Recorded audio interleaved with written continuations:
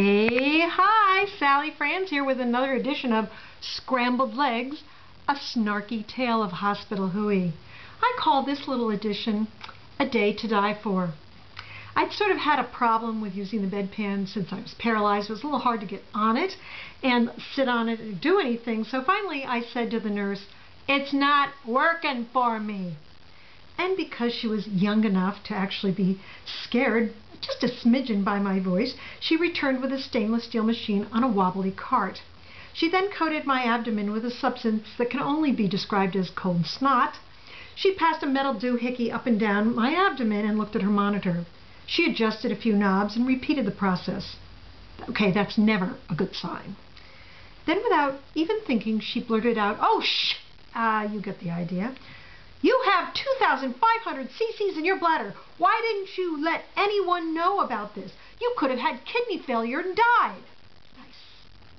I was to learn later that that was about 4 times too much urine in your bladder. Then turning from the machine, she glared at me and she said, "Why didn't you tell anyone that you felt bloated?" Oh, I see. Could it be because I was paralyzed? Yeah. I mean, I have so much free time, why don't I start telling you about all the different tests I need, and maybe I can even monitor your mutual funds. Yeah, that was charming. So I finally got the catheter and some more morphine. They gave me my very own morphine. That was nice. Do you know how you get morphine?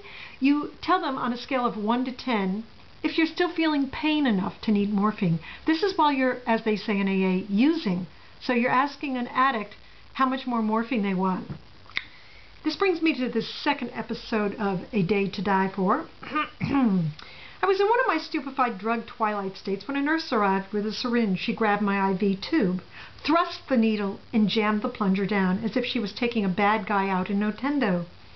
The substance hit my vein as fast as a comet burning through the atmosphere. Immediately, my throat started swelling up. My nostrils and ears started getting clogged. It was a bit like being bitten by a two-step viper. Or, of course, so they tell me. I lurched forward. I grabbed a pillow. I tried to throw it at her to get her attention because she was leaving. I threw ice chips down my throat. I started banging the table. She turned around and said, "What's the matter with you?" I said, of course, with looks that kill, "I can't breathe. I'm choking." And this was through a very teeny crevice in my throat. "What'd you say?" I said, "I can't breathe. What did you do?" "Settle down. That's a common reaction to steroids." I grabbed ice water and chugged it. She was writing on her chart, moody and irritable. "Oh yeah? Where's the chart to write down what the staff is doing to me? Rude, dismissive, patronizing. Oh, and did I mention murderous? Yeah, this hospital is supposed to be one of the best in the world. Oh, please." I settled down to think. So, grasshopper, the game is afoot. How many drugs can you take intravenously and still keep a watchful eye on your personhood against the evil white knights that lurk at night on the floors? And when do you think you could fly away on your pain mystical magical carpet? And when do you just bite the bullet, take no pain medication, and keep a watchful eye?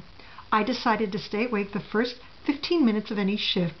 That way, if they didn't kill me, I could squeeze the devil's hand, aka the morphine pump, which I had now named Magical Marcy, my only friend in the hospital.